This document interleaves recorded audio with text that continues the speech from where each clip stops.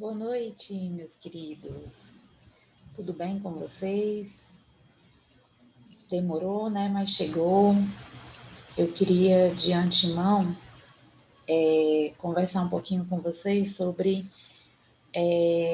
a demora em postar essas aulas. Eu peço logo desculpas, que aconteceu um imprevisto.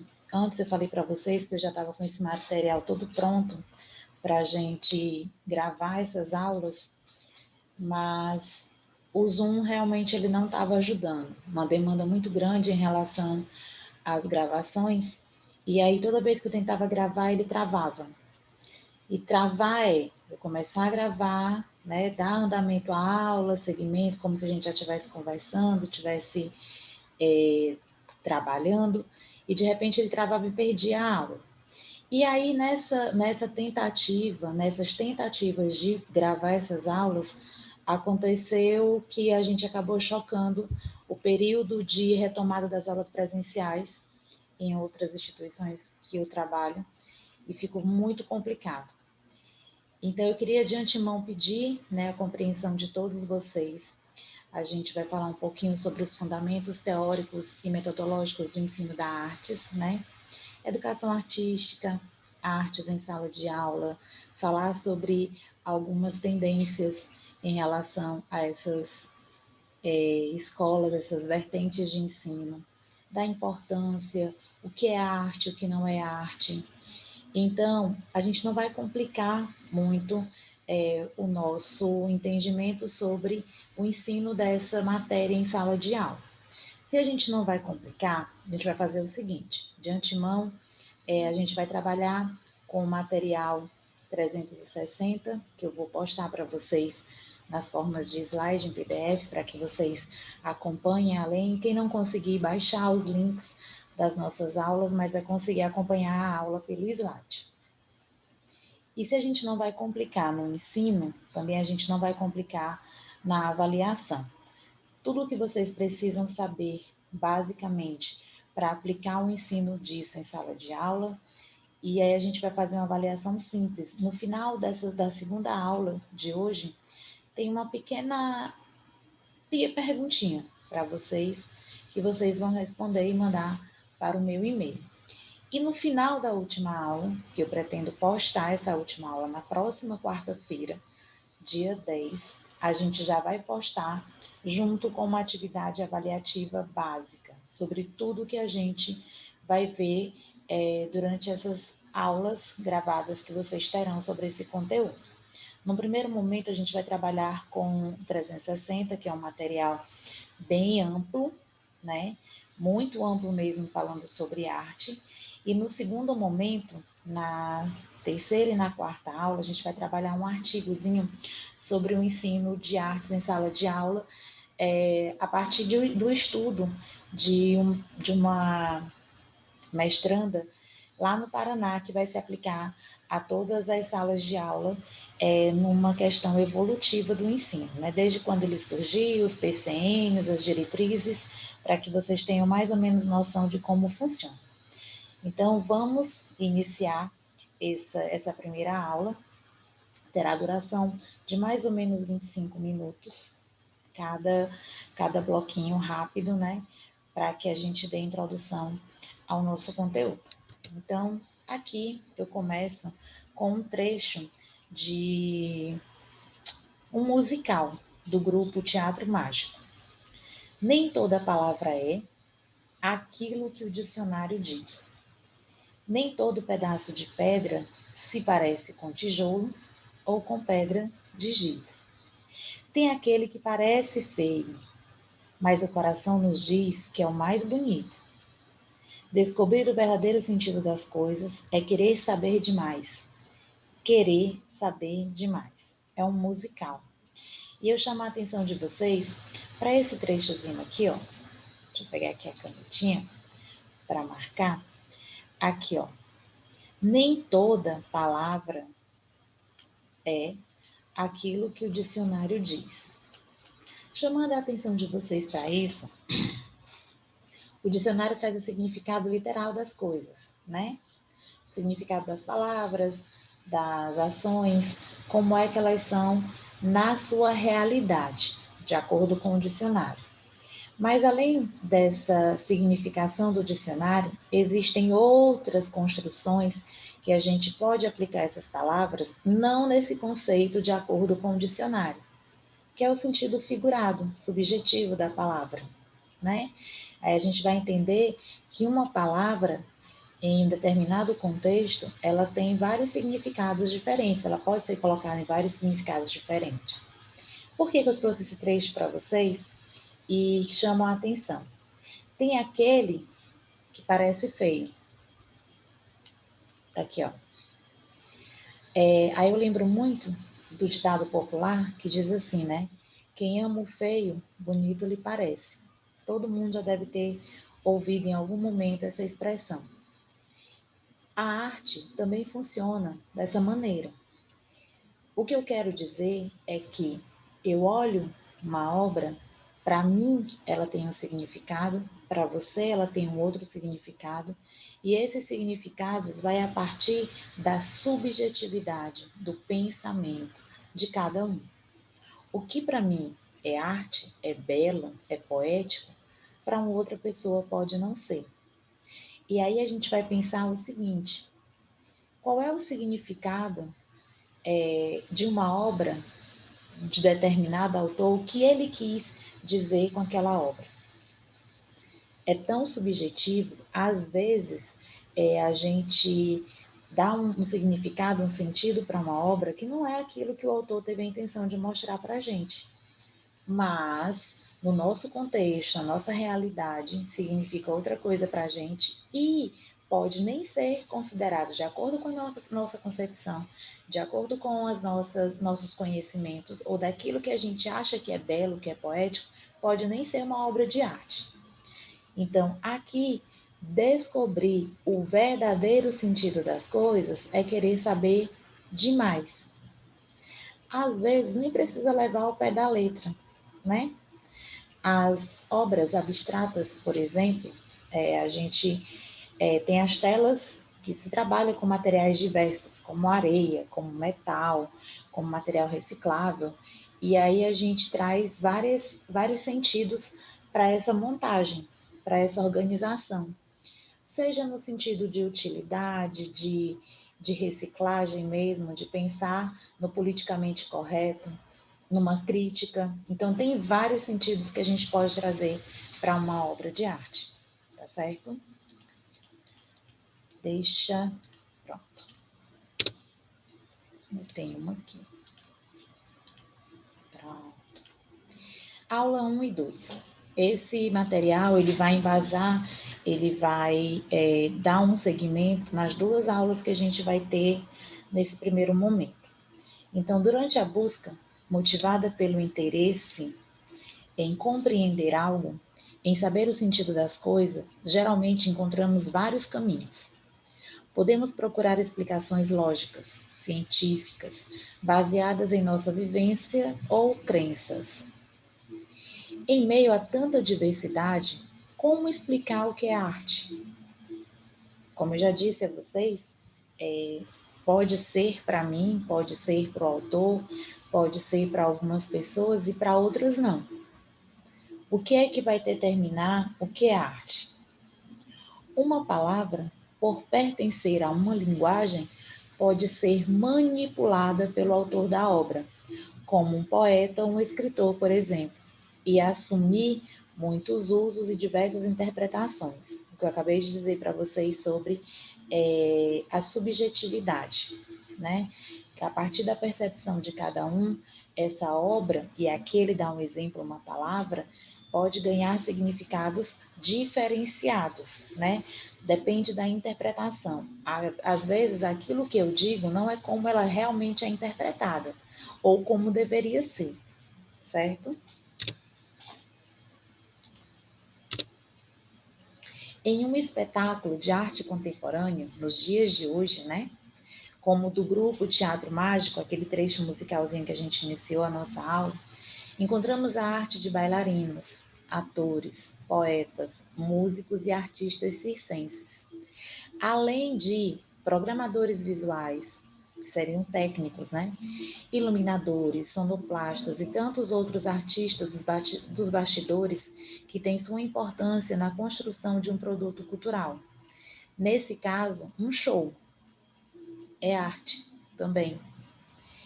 Essas múltiplas linguagens são reunidas para mostrar, contar e cantar algo, para transmitir mensagens por meio das línguas da arte. Corporal, musical, interpretativa, várias artes em um show musical. Para o filósofo italiano Luigi Pareison, a arte é uma linguagem que se reinventa constantemente para construir, conhecer e expressar questões dos seres humanos.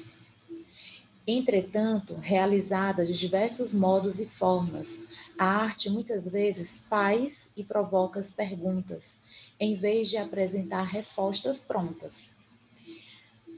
Significa dizer, em alguns momentos, que eu produzo, vamos lá, eu produzo uma determinada obra, eu tenho um segmento, né, de trabalho. Ou a gente vai ver as análises, né, de vertentes sobre as escolas, né, e aí tem pessoas que trabalham com abstrato, expressionismo, e aí eu faço uma obra no momento de inspiração, que eu tenho uma determinada intenção. Mas aquele que vê, ele vai analisar com outro olhar. E ao invés de apresentar respostas, tem os questionamentos. É uma arte mesmo? O que o autor, o que o artista quis nos mostrar naquele momento de produção? O artista cria com base em suas ideias e intenções, mas quem aprecia a obra também cria por meio de suas interpretações. Então, o artista cria e nós recriamos. A partir daquilo que é mostrado, nós temos a nossa interpretação e nós recriamos as obras. Nós temos um falar diferente do artista. Algumas vezes podem sim coincidir da nossa fala estar de acordo com o que o artista teve a intenção na sua produção. Outras vezes não. Não podemos estabelecer uma verdade absoluta sobre o que as obras de arte querem dizer, porque sempre há a interpretação de quem as olha, de quem prova, toca ou ouve, ou seja, o espectador, nós, o apreciador de arte. Para compreender a arte, precisamos nos deixar levar pelo seu teor poético, pelo que ela nos provoca e entrar em um universo de sentimentos, pensamentos e sensações que ela nos propõe, desprovidos de respostas esquematizadas e verdades pré-estabelecidas. O que isso significa? Que nós temos que estar abertos a olhar, a apreciar e a gerar perguntas em torno dessa obra. A questionar se necessário, a contestar também, a refutar a ideia pronta, porque a gente está recriando de acordo com o nosso entendimento. Esse entendimento ele é muito subjetivo. Ele é subjetivo porque cada ser humano ele é único, ele é individual, ele tem pensamentos, gostos, criações, cada um do seu jeito. Então, uma determinada obra colocada no meio de uma multidão, essa multidão vai ter N interpretações em cima dessa obra, porque nada será igual de acordo com o conhecimento individual, o questionamento individual de cada um. Conhecer arte é observar, sentir e nos permitir descobrir o inesperado. Conhecer arte é observar, sentir e nos permitir descobrir o inesperado. Como ele disse, não há uma resposta pronta, verdades pré-estabelecidas. Esse olhar diferenciado nos permite descobrir algo diferenciado, inesperado. Muitas vezes, algumas vezes, nem sempre vai de encontro ao que o autor teve na sua intenção. E isso que é mágico na arte, é o sentir, porque a gente vai falar sempre de subjetividade. Ela muitas vezes vai ser espontânea. Para que seja arte, para que ele tenha um toque poético, a gente tem que pensar na espontaneidade. Claro que a gente tem um segmento, né? Os artistas se colocam em segmentos musicais, corporais, interpretativos, de expressões, mas a gente precisa se colocar num lugar de apreciação, certo?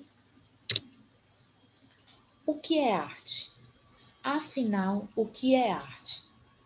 O questionamento que move nosso estudo é feito até mesmo pelos artistas, pelo próprio artista. Na 29ª Bienal de Arte de São Paulo, em 2010, o pernambucano Paulo Bruschi fez essa pergunta ao público. Ele andava com uma camisa em que tinha esse questionamento. O que é arte? Para que serve? Na camiseta dele, né? Na obra O que é arte, para que serve, de 1978, o artista multimídia e poeta questiona a todos sobre a função da arte. Estava lá estampado na blusa e ele andando pela exposição, né? Pela exposição.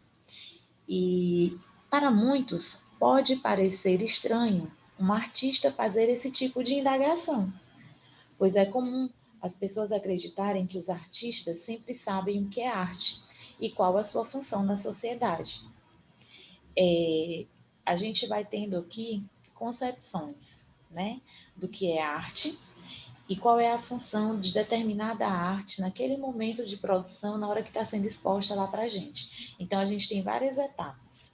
Tem a intenção do autor, tem a nossa percepção na hora da exposição e tem a visão que se terá dessa obra em um outro momento. O que a gente vai entender é que o que é arte agora pode não ser daqui a alguns anos. Ou o que não era arte há um tempo atrás, hoje em dia é considerado uma arte. Então a gente vai fazer uma viagem sobre isso. Contudo, além de os artistas em geral se questionarem constantemente sobre os significados e as dimensões da arte, ela tem mudado tanto nos últimos tempos que mesmo um artista pode fazer essa pergunta sem causar espanto. Fazer perguntas a si mesmo e aos outros é natural nos seres humanos, que buscam tentar compreender todas as coisas, o que inclui aí, nesse questionamento, a arte. O papel da arte não é o mesmo em cada época, lugar ou cultura. A maneira como nos relacionamos com a arte também está sempre em mudança. Encontrar pessoas para esse tipo de questionamento pode parecer difícil, mas é possível perceber algumas pistas, observando a própria arte. Ao longo dos tempos, criamos diferentes modos de fazer arte por razões diversas. Na contemporaneidade, as maneiras de criar arte são ainda mais variadas. Responder às questões feitas pelo artista Paulo Bruschi, o que é arte?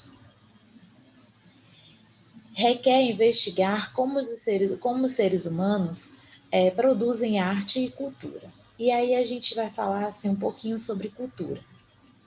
A cultura, ela é passada através das gerações, né? O produzir cultura, é isso que move as nações, a história que nós temos.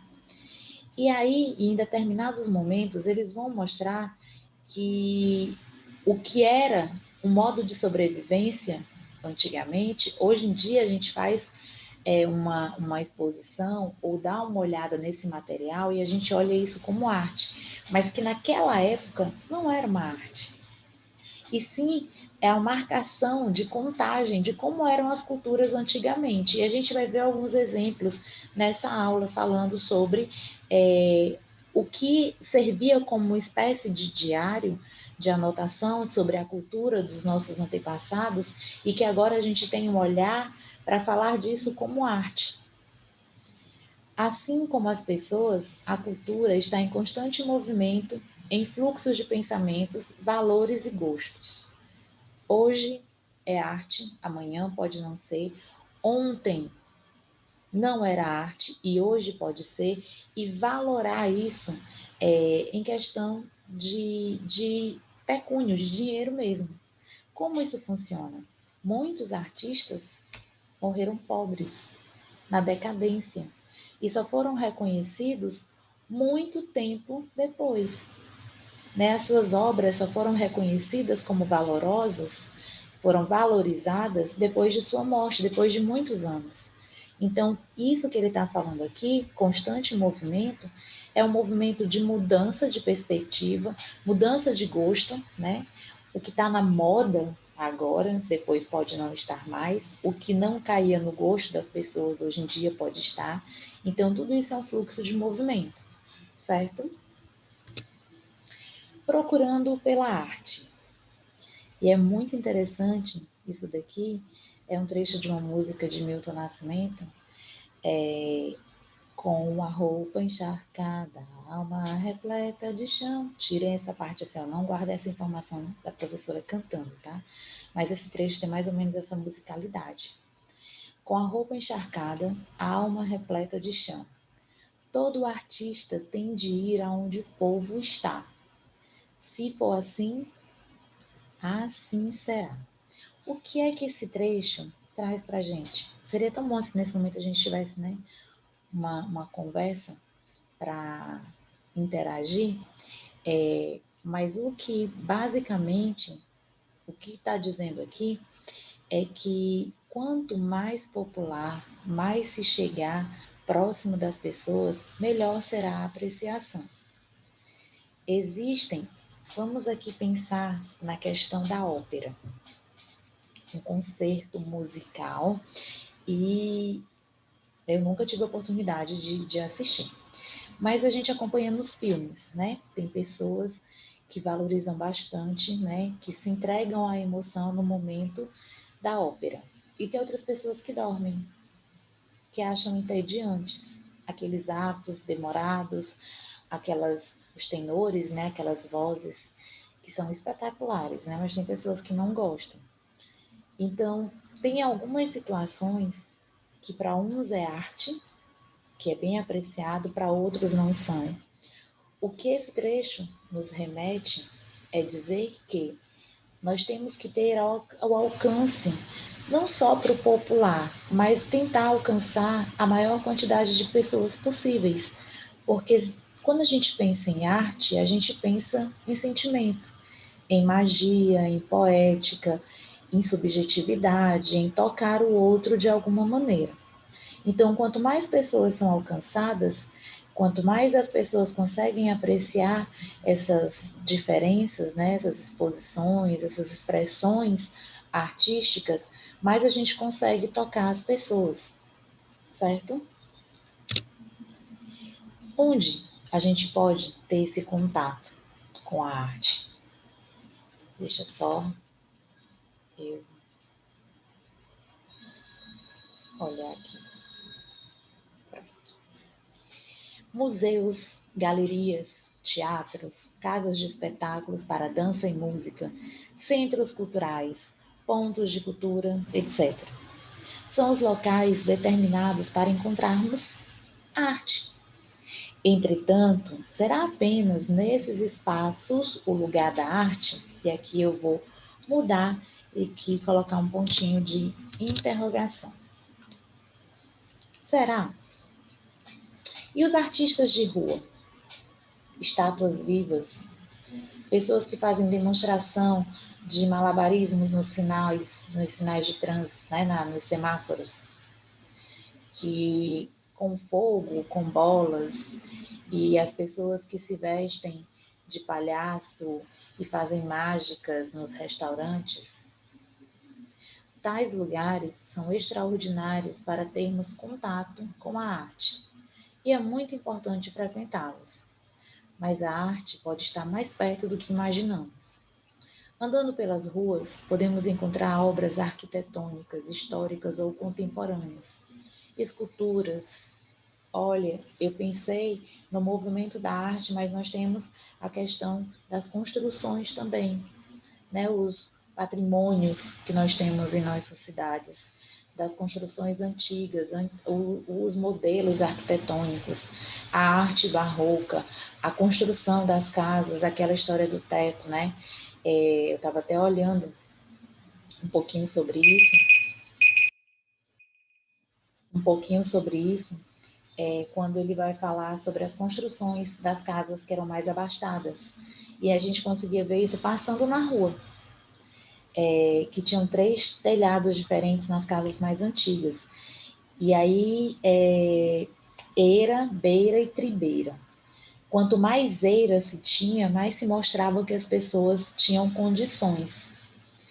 Então, as casas, de longe você via o telhado, o formato, aí você conseguia determinar quem tinha condição, quem tinha mais dinheiro, quem não tinha. Daí vem o ditado de dizer que fulano não tem nem eira e nem beira, para dizer que ele não tem condições financeiras, porque isso era mostrado através do formato do telhado das casas.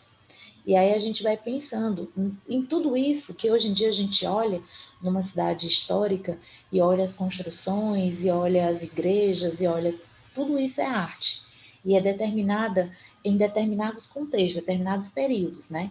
Então, eu lembrei dessa questão da casa, com esses telhados triplos, que era 3, né? Eira, beira e tribeira. E aí mostravam quem tinha condição, quem não tinha, daí vem o ditado. Então, aqui, tais lugares são extraordinários para termos contato com a arte, e é muito importante frequentá-los, mas a arte pode estar mais perto do que imaginamos. Andando pelas ruas, podemos encontrar obras arquitetônicas, históricas ou contemporâneas, esculturas, das mais antigas, as mais contemporâneas agora, de ferro, com barro, né? Que tinha as de mármore, tudo isso a gente vai observar.